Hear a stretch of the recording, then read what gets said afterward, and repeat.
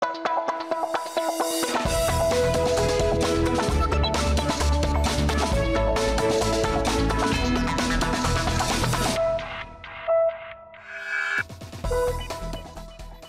President Donald Trump has announced that he will not ratify the multilateral international agreement on Iran's nuclear program, which was drawn up 2 years ago by the world's 6 most powerful nations and imposed limits on Iran's nuclear program in return for the easing of international sanctions.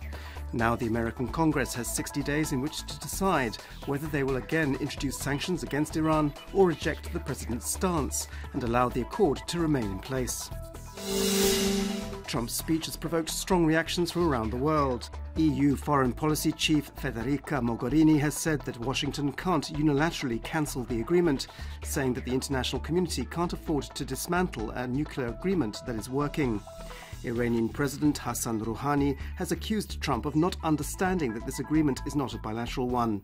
Israel and Saudi Arabia have supported Trump's stance.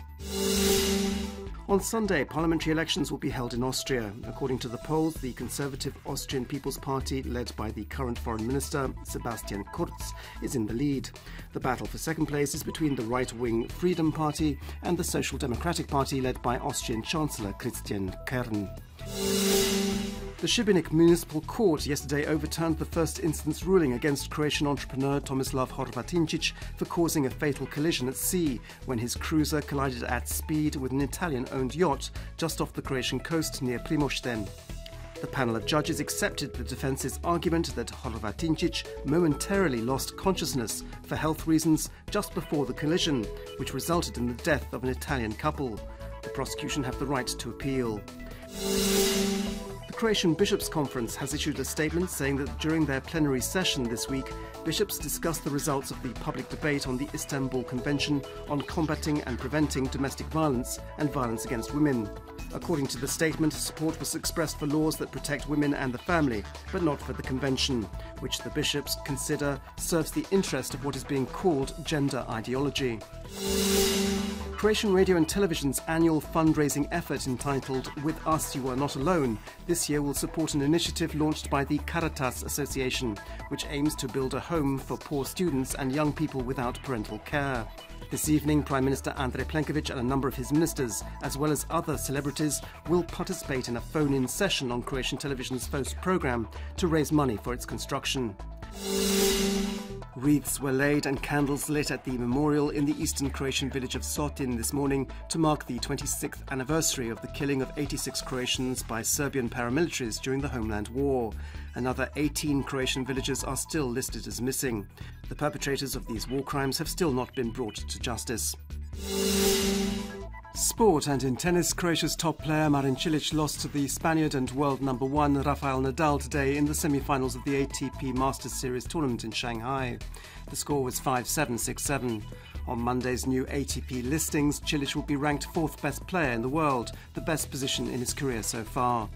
In the 12th round of the Croatian Football League, Rudeš lost to Lokomotiva yesterday evening. The score was 1-0. Today, Dinamo Zagreb play Osijek, Istra face Rijeka, while on Sunday, Slaven Belupo take on Inter Zaprešić and Hajduk play Cibalia.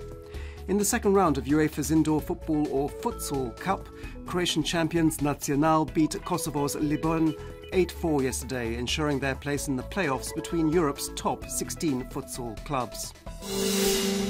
This afternoon's forecast calls for sunny skies with light to moderate cloud cover in places. Winds inland will generally be weak, with a light to moderate northwesterly wind in eastern regions. On the coast during the afternoon there'll be a light to moderate northwesterly and westerly wind. Daily temperatures will be between 18 and 23 degrees Celsius inland, between 22 and 26 degrees on the coast and in the Dalmatian interior. Inland, not much is expected to change over the next few days. There'll be some early morning fog in places, followed by sunshine. Towards the middle of next week, there'll be a bigger chance of lingering fog and low-lying cloud, and daily temperatures on such days will be lower than the expected 20 to 23 degrees Celsius. On the coast, the sunny weather will result in daily highs of up to 26 degrees Celsius, and the mornings should also be relatively warm. There is a chance of some early morning fog in places. Winds will generally be weak, with a northwesterly on the open seas of the Adriatic and a light northeasterly along the coast during the mornings.